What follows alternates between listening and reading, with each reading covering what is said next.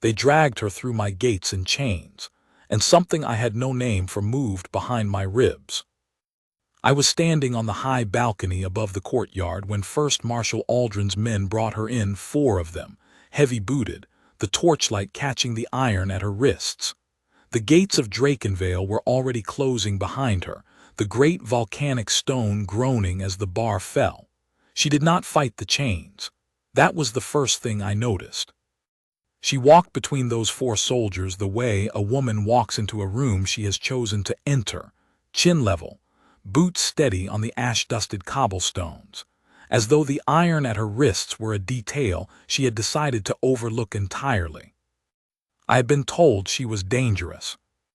I had been told she was a rogue without allegiance, an unbound wanderer who had crossed our eastern border without leave, who had been seen near the dragon pens near Varath, and had survived. That last part was what made Aldrin bring her to me in chains rather than simply turning her away at the ridge. No one survived near Varath. Not anymore. 3 of the last 4 people who had attempted an approach without authorization had not come back.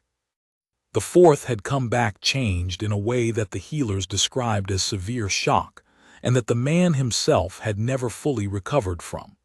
He had asked for a transfer to the western garrison, as far from the pens as the kingdom could offer, and I had granted it without question.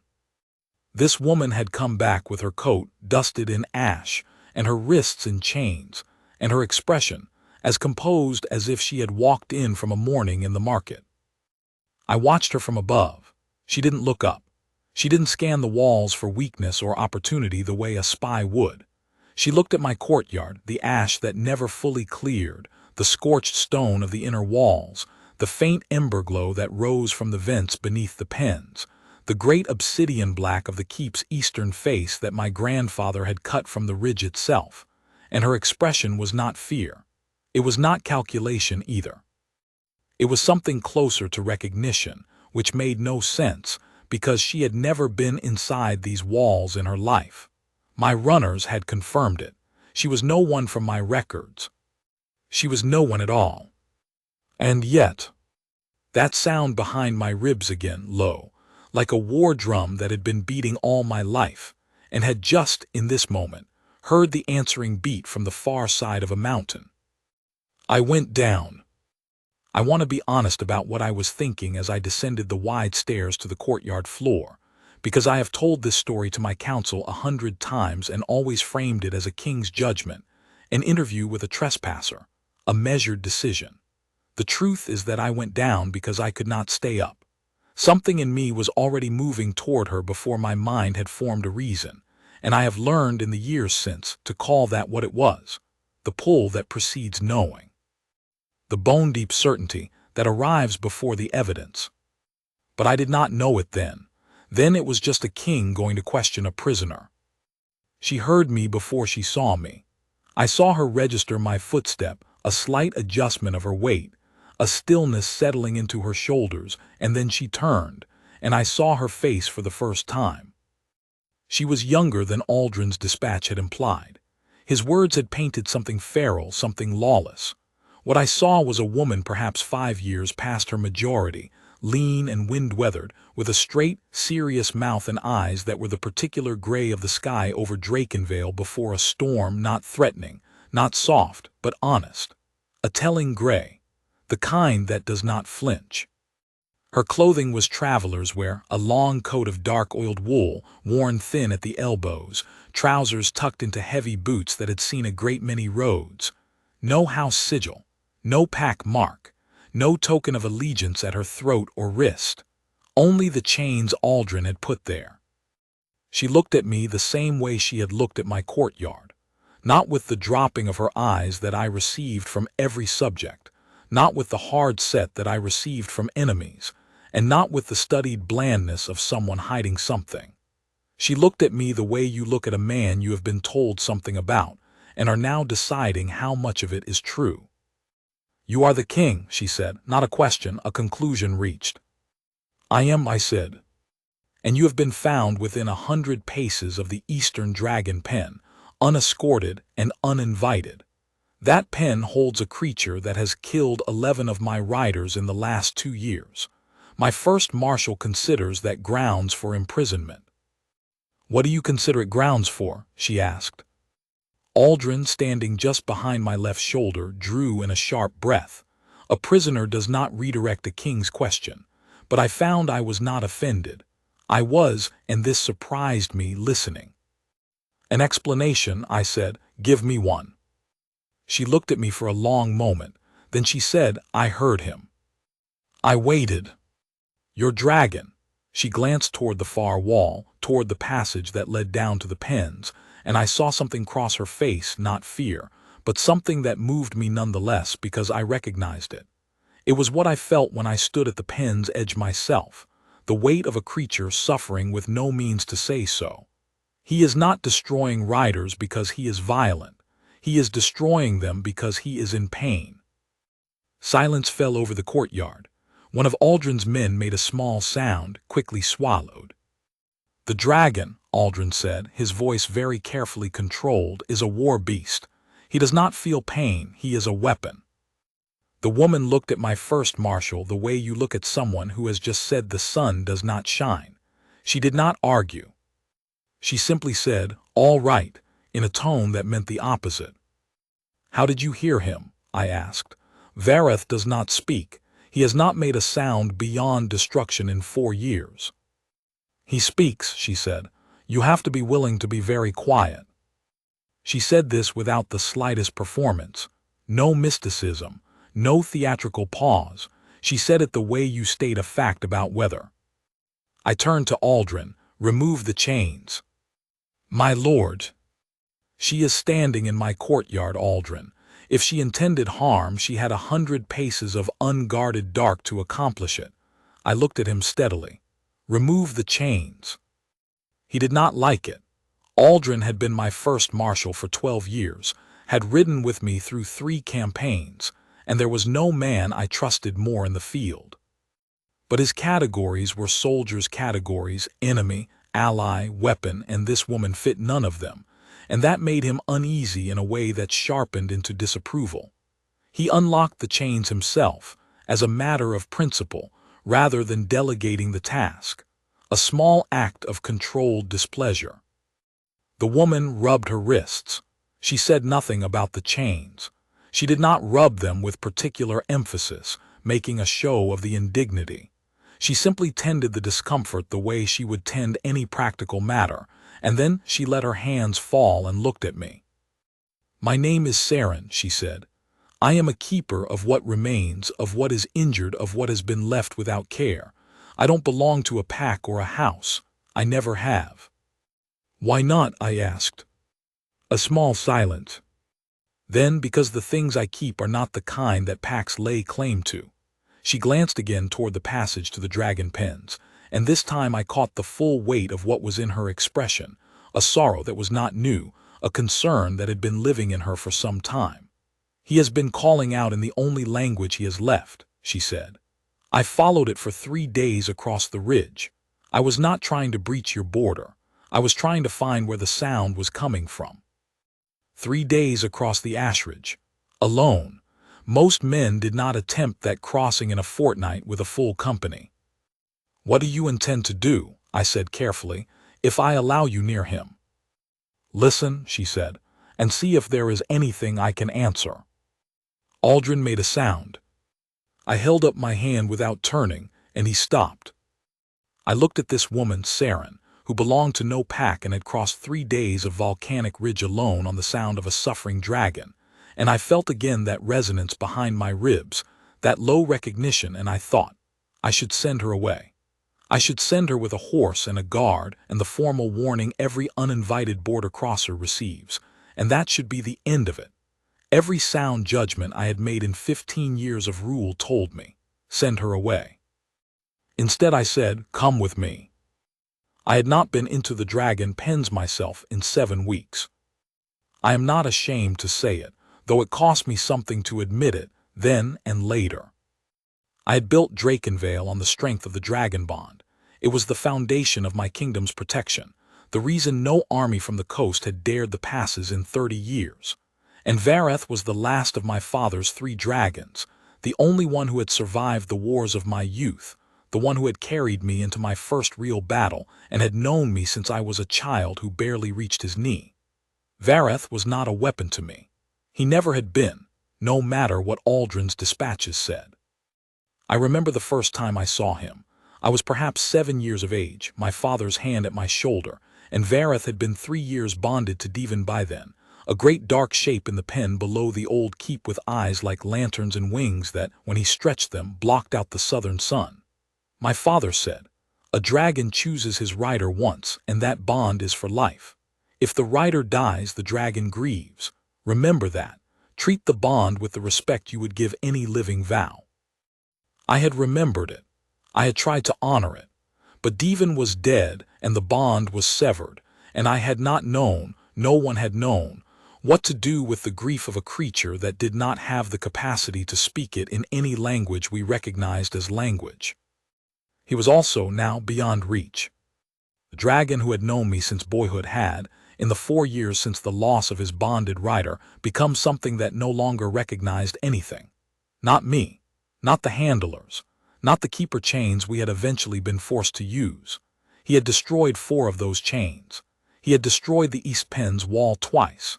He had destroyed 11 riders who had tried to approach him, not with the fury of aggression but with the fury of something that could not be reached and had stopped trying to be understood.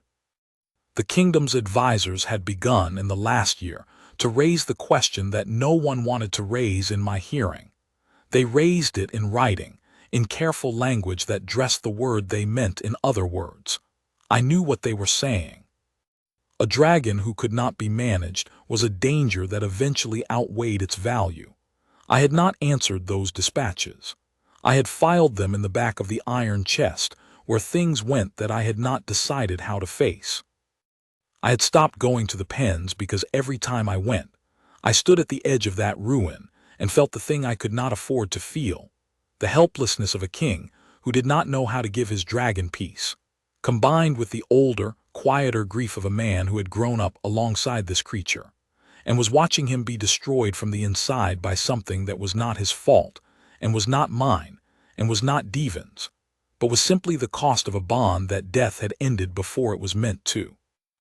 But I went now, with this woman beside me. Aldrin followed at a distance. Several of the night watch fell in as well, silently, on his orders. I did not dismiss them. If she was wrong about Vareth, if this calm she projected was bravado or ignorance, they would be needed. The passage to the pens descended 2 flights below the main keep, cut directly into the volcanic rock of the ridge.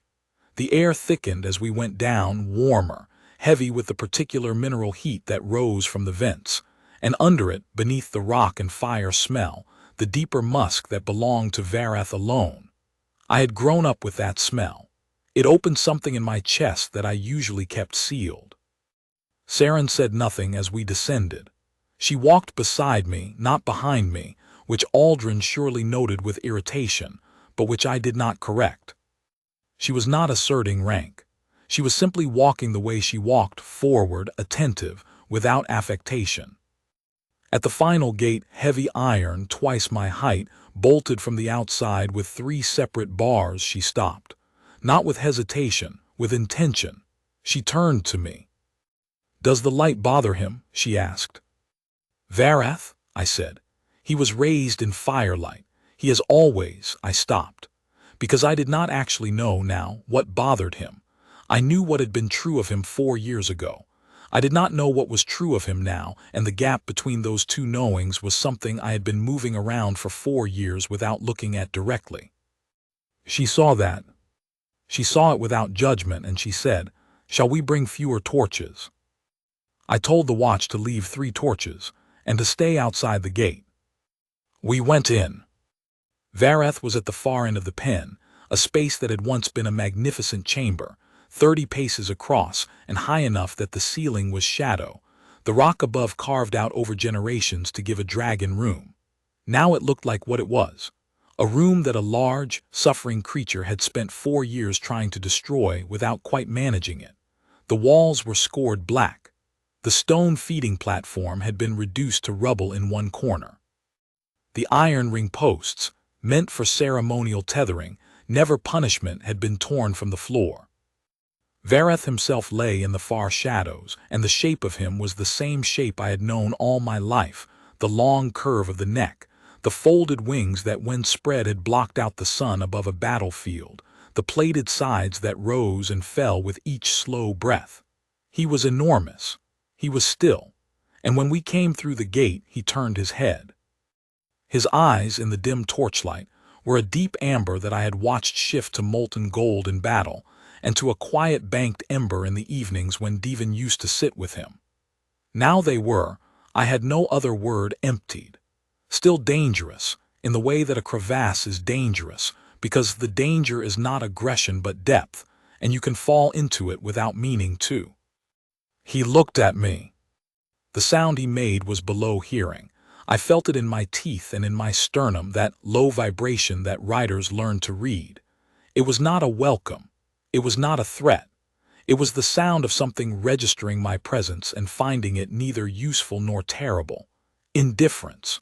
From a creature who had once ridden the wind above my head in battle with the joy of a hawk in a clean sky. I stopped walking because I could not do otherwise. Saren walked past me. I started forward. She raised one hand, a quiet gesture, the way you signal a child to wait, and I stopped again. Not because she had authority over me, but because something in the quality of that gesture asked for trust, and the same inexplicable thing behind my ribs said, "Give it." She walked toward Werewolf, not quickly. Not with caution either, the way a person walks toward something that might harm them. She walked the way she walked everywhere, with her full attention given, without performance, as though her body already knew this was not a place for fear. Werewolf watched her come. 10 paces. 8. 5. I had stopped breathing. Behind me at the gate I could hear Aldrin's men making the small, careful sounds of people restraining themselves from action. 3 paces from Werewolf's great head, Saren stopped. She went very still, and then quietly, so quietly that I had to strain to hear it, and I was not certain even then that I had heard it correctly. She made a sound. Not words. Not any language I knew. Something low and even, the quality of a held note just below speech. The way a woman might sound the dark when she does not know what is there, but wants it to know she is present and means no harm. Werewolf went still. He had been still already, in the way that a thing in pain holds itself still to contain the pain. But this was a different stillness, a listening stillness. A stillness that was paying attention. Saren made the sound again, longer this time. And Werewolf, my dragon, who had not responded to anything with anything but destruction for 4 years, exhaled. A long, slow breath, and the heat of it moved across the pen floor in a wave that reached where I stood, and with it came the smell I had not smelled since Devon was alive, the warm ember smell of a dragon at rest. Saren reached out her hand. She placed it against the side of Werewolf's great jaw, and he let her. He turned his head very slightly into the pressure, and then she began to speak words, this time soft and rhythmic, and I will not pretend I understood them, but I understood their shape. They were the shape of naming, of telling something it was known. I sat down on the rubble of the stone platform. I did not plan to. My legs simply made the decision for me. And I sat and watched a woman who had crossed 3 days of volcanic ridge on the sound of a suffering creature stand with her hand against that creature's jaw and give him back the thing 4 years had stripped from him, the knowledge that something was listening. I don't know how long we were there. Time moved differently in that chamber. At some point Werewolf lowered his full head to the floor, and Saren sat cross-legged beside it and continued speaking in that low, steady voice, and his amber eyes moved to the slow, half-lidded calm that I had not seen in them since the year before Devon died. The amber deepened, began to warm toward gold. When she finally went quiet, the pen was entirely still. Werewolf's breathing was the deep, regular breath of something that had laid down its guard. Saren turned and found me with her eyes across the dark space. She looked at me for a long moment, and I looked back at her, and the thing behind my ribs was no longer a sound. It was a full, resonant silence, the way a bell sounds after it has rung, when the tone is still present in the air even though the strike is past. She stood. She brushed stone dust from her trousers with the same practicality with which she had rubbed her wrists after the chains were removed, and she walked back across the pen to where I sat. "He has been alone too long," she said. "Not alone in terms of solitude, I understand there are handlers, guards. Alone in the sense that no one has spoken to him." She paused, and I heard in that pause the care with which she chose her next words. "He is grieving, my lord. He is not dangerous because he is violent by nature. He is dangerous because he has spent 4 years trying to reach something that isn't there anymore, and nothing has explained to him why." My throat tightened. I did not let it show. I said, "His rider died." "I know," she said. "He knows too, but knowing a thing happened and understanding that it is permanent are two different processes, and no one has helped him through the second one." She sat down on the rubble beside me, uninvited and utterly natural, the way someone sits when they are tired from honest work and there is nowhere else reasonable to sit. And we sat together in the near dark with my grieving dragon breathing slowly behind us, and I thought, she is the strangest thing that has ever walked through my gate. And then I thought, but she is right about all of it. Aldrin did not like her being given quarters in the keep. He said so 3 times over the following days, in 3 progressively more formal registers, first as an aside, then as a direct concern, then as a written advisement delivered with the careful gravity of a man who wants his protest on record. I acknowledged the record and kept her quarters.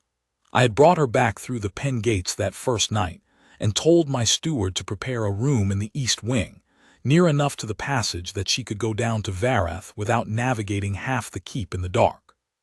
"She is a rogue," Aldrin said on the 3rd day. "She has no allegiance, no pack, no bond to any lord or king." "She has a bond to Varath," I said. "That is more than I have been able to say about anyone else in 4 years."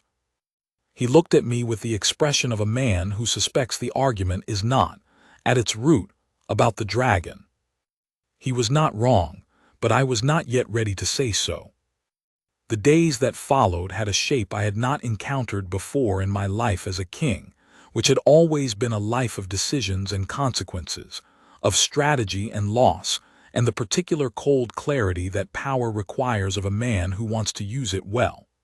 This was a different shape. It was the shape of watching, of learning something I had not known I needed to learn. Saren went to Varath every morning before the keep had fully woken, and every evening before the last light failed. I began to find reasons to be near the pen passage at those hours. Sometimes I went in with her. Sometimes I stayed outside the gate and listened to her voice, to the quality of the silences between her words, to the changing sound of Varath's breathing. I kept telling myself I was monitoring the situation, that I needed to know whether the improvement held. The improvement held. By the 5th day, Varath was moving freely around the pen. By the 8th day, he was eating from the platform again. We had rebuilt it in fresh stone after the first night, on Saren's observation that the rubble was causing him additional distress, like living in the remains of something that had been destroyed. On the 10th day, he rolled to expose his underside, a gesture of ease that I had seen him make with Devon 1,000 times, and that I had not seen since, and made a sound that was, unmistakably, the dragon equivalent of contentment. The handlers wept. Grown men, veterans of campaigns, and 2 of them wept. I do not blame them. I was not far from it myself. But it was not until the 12th day that I understood what was truly happening. I had come to the pen gate in the early morning before Saren arrived, because I had woken early and could not find a reason to stay in my chamber when I knew where I wanted to be. I told myself I was verifying the night's progress. I stood at the gate and looked in, and Varath was awake, his great head up, watching the passage with his warming amber eyes. He was watching for her. When she came, I heard her step on the stair, that steady, unhurried tread. She passed me with a nod, the brief, collegial nod she gave me every morning now, and went to the gate. And Varath's eyes changed. They went from watchful to illuminated, the amber brightening, the great head coming forward to meet the gate before she had lifted the bar. A dragon moving towards someone with welcome. I had not thought I would ever see it again. And in the moment that she laid her hand on the gate bar to lift it, with the torchlight falling across her wrist, I saw it. The mark, a tracery of light, barely visible, barely formed, like the first mapping of a river before the water has fully carved the stone, following the line of her wrist bone, branching toward her palm, the pale gold of banked embers. The mate mark. My mate mark in its first tentative impression, the way it arrives before it arrives fully, before the bond declares itself in the open, in the moment before both parties have acknowledged what they already know. I looked down at my own wrist. The same pale tracing, the same river map, the same banked gold, mirroring hers with a precision that could not be coincidence and was not. I had been a king for 15 years. I had managed sieges and famines, and the particular crises that occur when powerful men disagree, and both have armies. I had not managed this. I stood at my own dragon pen gate with a mark of destiny on my wrist that was telling me something I had, in some part of myself, known since the moment I watched her walk through my gates in chains. That this woman was mine in the deepest sense the word had ever been intended to carry, and that the question of what to do about that was not going to resolve itself. I did not say anything that morning. I am not proud of that. I rolled my sleeve down and stood aside to let her through the gate and told myself I needed time to think, which was partially true and partially not. Partially I was afraid of what she would say when I told her, and that was a new kind of fear for me, not the fear of battle, which I had made my peace with long ago, but the particular human fear of mattering too much to someone you cannot afford to lose. Aldrin called his formal objection on the 15th day. He requested a council session, which was his right, and he attended with 3 of my senior advisors, and he laid before me a document, detailed, thorough, organized with the precision that made him an excellent marshal, outlining every reason that the woman called Saren should be escorted from Drakenvale. No pack allegiance. No verifiable history beyond 3 years of solitary wandering, confirmed by border runners along the northern and eastern ridges. No bond to any king or lord. No formal credentials as a keeper, no record of study, no endorsement from any established dragon house. She is, by every measure of our law, Aldrin said, an unbound rogue. Her access to the pen has been irregular from the beginning.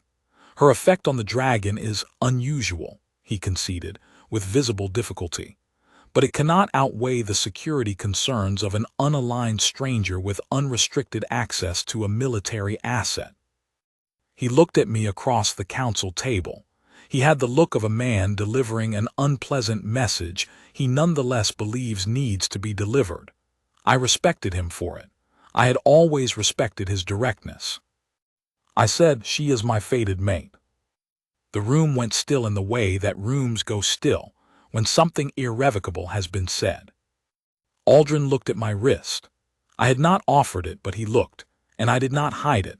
I rolled back my sleeve and laid my arm on the table and let him see the mark, which had deepened in the past 3 days from that pale river trace to something fully legible, branching in gold. The same mark that had appeared on this family's wrist for 6 generations when the bond declared itself. He stared at it for a long time. Then he looked up at me. His expression was, I will do him justice here, not contemptuous. It was the expression of a man reorganizing everything he thought he knew about the situation. She does not know, he said.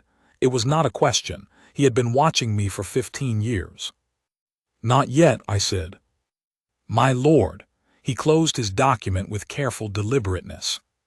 That changes the nature of my concern, not its existence. She is still unbound, still without history we can verify. The mark, he paused, The mark does not speak to her intentions toward the kingdom. No, I said. It speaks to her intention toward me and mine toward her. The kingdom will follow. He was quiet for a moment. Then he said, when does she know? Tonight, I said. And I meant it. I had been afraid of the fear, but the more I held the secret, the more wrong it felt, not because it was strategically imprudent, but because she deserved to know. She was here in good faith. She had come to my kingdom for nothing except the pull of a suffering creature's need, and she was conducting herself with an honesty that made my careful silence, my managed distance, feel like a small betrayal of that honesty. She deserved the truth. On the 17th day, Werewolf left the pen. She had that slight warmth in her face that she always carried after time with Werewolf, not elation, but something quieter, the satisfaction of useful work. She was carrying a small tin of the salve she had asked my healers to prepare for a scale separation she had found on Werewolf's left shoulder, the kind of injury that spoke to months of inattention, and that was already, under her care, beginning to close. She saw my face and stopped. "What is it?" she said. "I need to show you something," I said. "Will you walk with me?" She looked at me with those storm-gray eyes, weighing, as she always weighed, not with suspicion but with honest assessment, and she said, "All right." I took her to the upper balcony, the one I had been standing on when she was brought through the gates.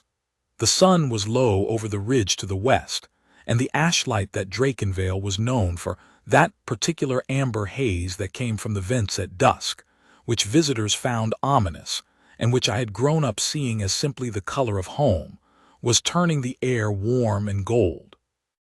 Werewolf's pen was below and to our left, and if you knew where to look, you could see the faint heat shimmer that rose from his corner of it.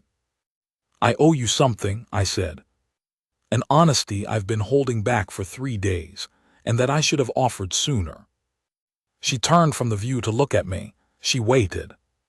I rolled up my sleeve. I held out my wrist. She looked at the mark. Her expression did not shift immediately. She looked at it the way she looked at things that required her full attention, with the steady, unhurried regard that was her manner in all things. Then, slowly, she looked down at her own wrist. She turned it over. The light caught it fully for the first time in my presence, her mark, which had deepened as mine had, the same branching gold, the same river map following the same path on her wrist that it followed on mine. For a long moment neither of us spoke. The wind moved across the ridge. Below I heard the distant sound of the watch change, voices carrying in the volcanic quiet. "I had noticed it," she said at last. 3 days ago, I didn't know what it was." "It's the mate bond," I said. "My family's mark. It has come in our line when the bond has declared itself. It means—" I paused, because the next words were the ones that mattered most and I wanted to say them rightly. "It means that you are my destined mate if you choose to be. I do not say this as a king issuing a decree. I say it as a man who has been watching you for 15 days and who—" Another pause. "Who thinks you are the most honest person who has walked through those gates in all the years I have held them. I wanted you to know. What you do with the knowledge is yours to determine." She looked at me for a long time. I could not read her expression with certainty. That was unusual for me. I had spent 15 years reading people, and I found that the uncertainty was not unpleasant. It was a kind of aliveness, being uncertain about someone who was genuinely their own thing. She said, "I walked 3 days across the ashridge on the sound of a creature no one could reach. My whole life has been that, following the sounds of what needs reaching, because I could hear them when others couldn't." She looked down at her marked wrist, then back at me. "I've never had a reason to stop moving long enough to see whether somewhere was a place I could stay." "Drakenvale is made of volcanic stone and ash," I said. "It is not the most comfortable argument for staying." Something moved in her face, not quite a smile, the shape before a smile, the decision to be amused. "But Werewolf is here," she said. "Werewolf is here," I said, "and I am here, And if you decide in time that this is where you belong, I will give you every reason to hold that belief." She looked at me for another long moment. Then she said, "I don't make fast decisions about belonging. You should know that." "I know that," I said. "I've watched you for 15 days. I wouldn't trust you if you did." This time the smile arrived. It was brief and real, and it changed her whole face, and I felt the mark on my wrist warm the way embers warm when you breathe on them, not a flare, but a deepening. A recognition settling further into truth. "All right," she said, "then I will stay, for now, and we'll see what belonging means in a place made of ash." I had not anticipated Aldrin's change of heart. I had expected him to arrive at acceptance eventually. He was not a small man, but I had not expected it to come from where it came. I should say here what those first 17 days looked like from the inside of the keep, because they were not quiet, even when Saren was quiet. There is a particular unease that settles over a household when something unfamiliar is present, and everyone has an opinion about it, and no one has been given official permission to express it. My steward managed it, as he managed most things, by being extremely busy. The handlers were largely on Saren's side. They had been the ones standing closest to Varath's deterioration for 4 years, and they recognized what she was doing before the council did. 2 of the senior watch captains came to me privately on the 4th day, independently, to say essentially the same thing. "Whatever that woman is doing, my lord, do not stop her." Aldrin called his formal objection on the 15th day. He requested a council session, which was his right, and he attended with 3 of my senior advisors, and he laid before me a document, detailed, thorough, organized with the precision that made him an excellent marshal, outlining every reason that the woman called Saren should be escorted from Drakenvale. No pack allegiance. No verifiable history beyond 3 years of solitary wandering, confirmed by border runners along the northern and eastern ridges. No bond to any king or lord. No formal credentials as a keeper, no record of study, no endorsement from any established dragon house. "She is, by every measure of our law," Aldrin said, "an unbound rogue. Her access to the pen has been irregular from the beginning. Her effect on the dragon is unusual," he conceded, with visible difficulty. "But it cannot outweigh the security concerns of an unaligned stranger with unrestricted access to a military asset." He looked at me across the council table. He had the look of a man delivering an unpleasant message he nonetheless believes needs to be delivered. I respected him for it. I had always respected his directness. I said, "She is my fated mate." The room went still in the way that rooms go still when something irrevocable has been said. Aldrin looked at my wrist. I had not offered it, but he looked, and I did not hide it. I rolled back my sleeve and laid my arm on the table and let him see the mark, which had deepened in the past 3 days from that pale river trace to something fully legible, branching in gold. The same mark that had appeared on this family's wrist for 6 generations when the bond declared itself. He stared at it for a long time. Then he looked up at me. His expression was, "I will do him justice here," not contemptuous. It was the expression of a man reorganizing everything he thought he knew about the situation. I had seen him reorganize after a battlefield reversal, when the plan had failed, and a new plan was needed immediately, and he was the one who had to produce it. He had the same look now, not denial, but the rapid, disciplined recalculation of someone who was building a new picture from the same facts, arranged differently. "She does not know," he said. It was not a question. He had been watching me for 15 years. "Not yet," I said. "My lord," he closed his document with careful deliberateness. "That changes the nature of my concern, not its existence. She is still unbound, still without history we can verify. The mark," he paused, "the mark does not speak to her intentions toward the kingdom." "No," I said, "it speaks to her intention toward me and mine toward her. The kingdom will follow." He was quiet for a moment, then he said, "When does she know?" "Tonight," I said. And I meant it. I had been afraid of the fear, but the more I held the secret, the more wrong it felt, not because it was strategically imprudent, but because she deserved to know. She was here in good faith. She had come to my kingdom for nothing except the pull of a suffering creature's need, and she was conducting herself with an honesty that made my careful silence, my managed distance, feel like a small betrayal of that honesty. She deserved the truth. On the 17th day, Werewolf left the pen. He had not left the pen unescorted, unasked, and without a rider since before Devon died. He had not, in fact, left it willingly at all in 4 years. He had been brought out twice in that time under constraint, for the purposes of the kingdom's defense, and both times the handlers had been unable to manage it without significant difficulty, and one of those times Werewolf had come back from the exercise clearly worse for it. The advisors who had filed those careful dispatches about the danger of a dragon who could not be managed had attended both outings and come away, I suspected, more convinced than before. Now here he was walking. On the 17th day, he walked out on his own.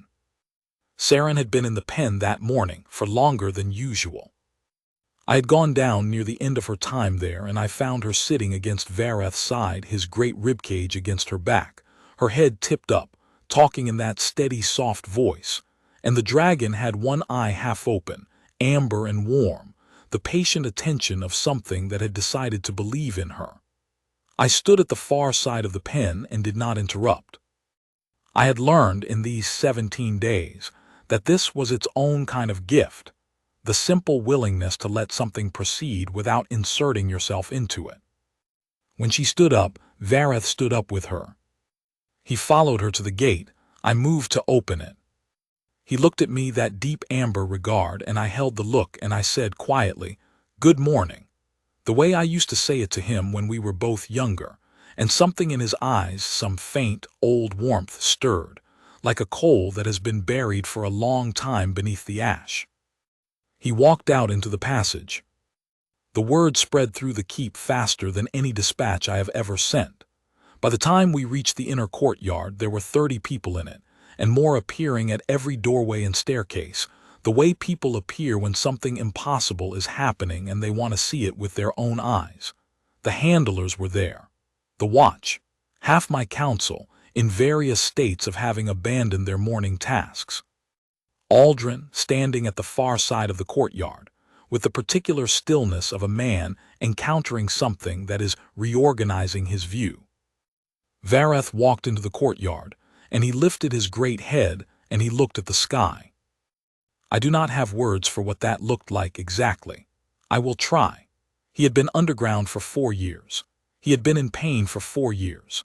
And in this moment, with the ashen morning gold of Drakenvale's sky above him, he lifted his head and his wings just slightly, a half unfurl, the posture of something remembering that it is built for air, and the amber of his eyes went fully gold, the old battlefield gold I remembered from my youth. Saren stood beside him. Her hand rested at the base of his neck lightly. She was not guiding him or restraining him. She was simply there. Nobody spoke. In a courtyard of 30 people and a dragon, there was complete silence. And then Werewolf turned his head toward me. I had been standing 10 paces back, giving him room, giving him the choice. He turned his head toward me and he looked at me, and the sound he made was not the indifferent below-hearing vibration of the pen. It was the sound I had grown up with, the low, rolling recognition that I used to feel in my chest on campaign mornings, when he would turn his head toward me as I came out of the command tent, and I would know from that sound alone that today was the kind of day we would both come home from. I walked to him. I put my hand against the side of his jaw, where Saren's hand had been the first night. He let me. He turned his head very slightly into the pressure. I looked at Saren over his lowered head, and she looked back at me, and her expression was the expression I had come to read as the nearest thing she had to open joy, that quality of still warmth, deep and unperformed. Behind her, across the courtyard, I could see Aldrin. He was watching Werewolf. He was watching Saren. And then he looked at me and he did something I had not seen him do in 12 years of campaign and counsel. He gave me a small, deliberate nod. Not a formal bow. The nod of a man who is telling another man, I was wrong, and I am glad to be wrong. The mark declared itself fully on the 23rd day. It happened in the evening in the dragon pen, which is not where I had imagined it happening, though I had not, in truth, imagined it much. Saren was working on Vareth's shoulder, the last stage of the salve treatment, and I was sitting on the rebuilt stone platform watching her work, and we had been talking for perhaps an hour. The easy, unhurried conversation of two people who have realized they can say the true thing to each other without it being mishandled, and somewhere in the middle of it, without fanfare, both marks blazed. Not the tentative warming I had felt for weeks. Blazed the way a banked fire blazes when the hearth door is finally opened, a gold light that ran the full length of the mark on both of us, vivid enough that Vareth lifted his head and turned his amber gold eyes toward it. And then, with the unhurried dignity of a creature who had decided to acknowledge a thing he had known for some time, lowered his great head to the floor of the pen between us, between her feet and mine.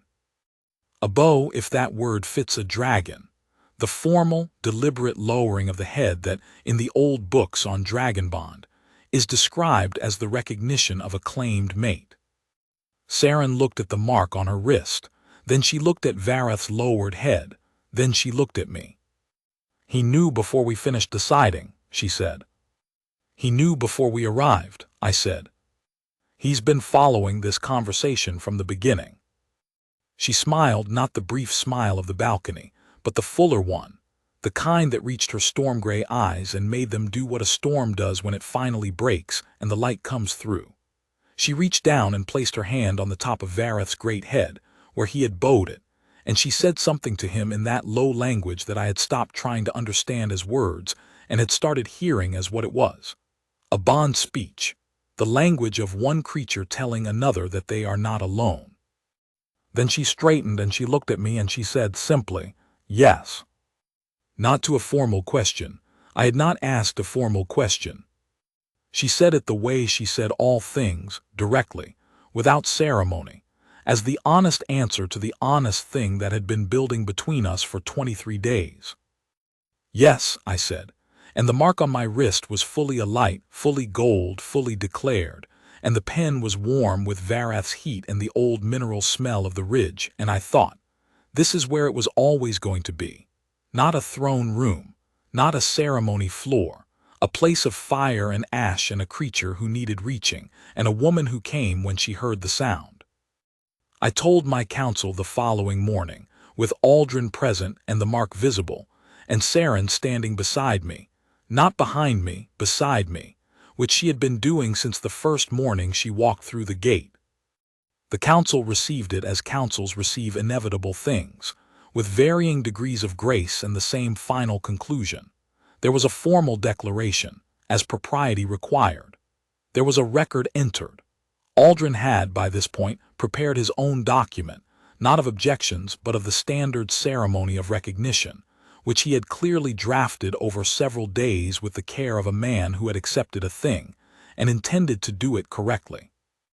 Vareth was present in the courtyard during the public declaration, not penned, not chained, standing freely in the morning light with his wings half spread in the easy posture of a creature that has found its equilibrium again, his gold eyes on Saren throughout. When the formal words were said and the court witnessed the mark, Vareth spread his wings fully, not with the hard, battlefield snap of readiness, but with the slow, arching grace of something expressing something without the use of words. And the shadow of those wings fell across the courtyard, and across the assembled keep and across the watch on the walls. And everyone who was present was quiet in the way you are quiet when something enormous is telling you that it is content. Aldrin, standing at the edge of the courtyard, looked at Vareth's spread wings and then at Saren, and he inclined his head to her. It was a soldier's gesture, brisk, deliberate, not sentimental. It meant, I acknowledge what you are. That was enough. Later, when the courtyard had cleared and the business of the day had resumed, Saren came to find me in my study, the first time she had done that, come looking for me rather than meeting me by arrangement or by the natural drift of the day. She stood in the doorway with that same quality of person, who does not fill a room with noise, and said, "I want you to know that I meant it. Not just the yes, all of it.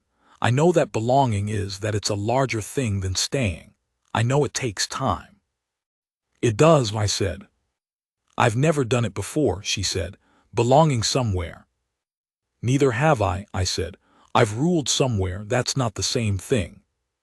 She looked at me. That measuring look, and under it the thing I had come to know was there. The warmth she did not perform, the care that ran quiet and deep and was the truest thing about her. "No," she said, "it isn't." She came in. She sat down across from me, at the scarred work table covered in maps and dispatches, and she looked at the spread of it, the evidence of a kingdom that had been running on strategy and discipline, and the cold clarity of a man who had ruled well but had been, in a way he had not fully acknowledged, alone, and she said, "Tell me what you're working on." And I told her. I told her about the eastern border problem that my advisors had been circling for 3 months without resolution. I told her about the garrison question and the supply line difficulty, and the matter of the 3 ridge villages whose pack allegiances had shifted in the last year in ways that made the old agreements difficult to honor. I had not told anyone all of it at once, because no one person in my council held the whole picture, and there had never been anyone to tell who was not also a stakeholder in one direction or another. She listened the way she listened to everything, wholly, without interruption, with the full weight of her attention. And then she asked a question that reoriented my thinking on the eastern border problem in a way that none of my advisors had managed in 3 months of discussion. I looked at her. "You are going to be an extraordinary problem for my council," I said. "I am going to be an extraordinary problem for your council," she agreed mildly. Outside, from the direction of the pens whose gate now stood open in the daytime, because a dragon who knows he can leave does not need to be enclosed, we heard Vareth make the sound I had learned to call his morning sound. Content. Present. The low, warm vibration that meant all was well. There is a habit I have developed in the years since, which I will confess to here as plainly as I have told the rest. On certain mornings, particularly in winter, when the ridge fog is thick and the ashlight comes through the keep windows in long, amber columns, I wake early before the keep has stirred, and I go to the upper balcony, not to review dispatches or speak to the watch. I go to stand in the morning and look at what Drakenvale looks like when it is at rest. It looks like this. Vareth in the outer yard below, stretched full length in the pale winter light with his great head resting on his forelegs, eyes half closed, the ember glow of his core visible in faint pulses through his plated sides. He has not needed the pen in 3 years. He sleeps where he chooses, and he chooses, most often, the outer yard, close enough to the keep to hear the sounds of the household, close enough to the ridge edge to feel the morning wind from the mountains. And Saren below me, crossing the yard toward him with the purposeful, unhurried step that I would know across any distance and in any light.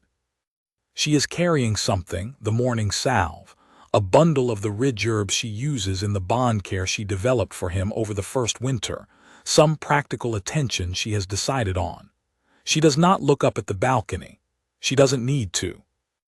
Vareth opens his eyes fully when he hears her step. The amber goes gold. His great head rises from his forelegs and he turns it toward her, and the sound he makes is the sound I have never found a word for and have stopped trying to, the sound of a creature that has been found after a long absence, and knows it, and is choosing to let the finding be complete. She reaches him and lays her hand against his jaw, and he lowers his head again into the warmth of it, and she begins to talk to him in the low language that I have never learned and do not need to learn. I know what it says. It says, "I am here. You are known. You are not alone." I stand on the balcony in the ashen amber light, and I feel the mark on my wrist, deep gold now, permanent, the full declaration of a bond that stopped being tentative the moment a woman knelt in the remains of a pen, and put her hand against the jaw of a creature 4 years alone. And I think about what I said to her in my study that first morning. She sat down across from me. I said, "I've ruled somewhere. That's not the same thing." She said, "No, it isn't." She was right. It is not the same thing. Ruling is the life you build to protect everything. Belonging is what you are protecting it for. I did not know that before she walked through my gates. I know it now. Vareth shifts below me, resettling his wings, and the motion catches the morning light and throws it briefly wide, a flash of amber and gold that crosses the courtyard and climbs the walls and reaches all the way to where I stand. He does not look up at me. He is content, and I am a small part of what he is content about, which is the right order of things. Saren looks up. She finds me on the balcony without searching, the way she always finds me, directly, as though she already knew where I was. She raises her hand once, a small, easy gesture. I raise mine in return.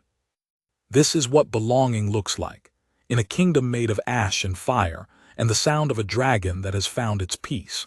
A mark on 2 wrists that says we are matched, a creature at rest in a yard with the morning wind on his scales, and a woman with storm-gray eyes who followed a sound across 3 days of hard ridge because something needed reaching, and reached it, and reached me. I could not ask for more than this. I would not know what to ask for. She was not looking for a king when she came. She was looking for what was in pain and could not be heard. She found it, and in finding it she found me, and I have spent every morning since trying to be as honest as she is, as willing to be quiet, as willing to be present, as willing to name the thing that needs to be named and then let the naming be enough. The morning deepens. Vareth breathes. Saren turns back to her work with the quiet competence that is the truest thing I have ever known, and the ashlight of Drakenvale falls across the yard and across the ridge and across everything I hold, and I think, let it always be this, just this.